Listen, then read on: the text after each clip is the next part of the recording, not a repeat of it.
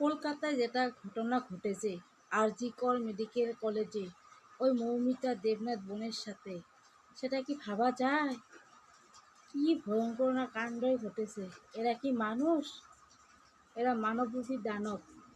এদেরকে কি করা উচিত? আমার মতে এদেরকে কেটে কেটে লঙ্কা ফাঁকি দিয়ে এদেরকে তিলে তিলে মারতে হয়। তাহলে বুঝবে ওই বোনটা কত শাস্তি পেয়ে তার প্রাণটা বেরিয়েছে। আমরাও তো একটা মেয়ে। ওই ভিডিওগুলো যতবার দেখি আমার চোখ দিয়ে জল বেরোয়, তো কষ্ট লাগে।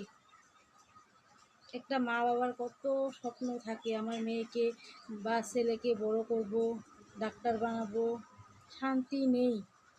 এদেরকে ফাঁসি দিলে তো এরা রক্ষা পেয়ে গেল, মরেই গেল। এদেরকে কেটে কেটে লঙ্কা ফাঁকি দিয়ে তিলে তিলে মারতে হবে এদেরকে।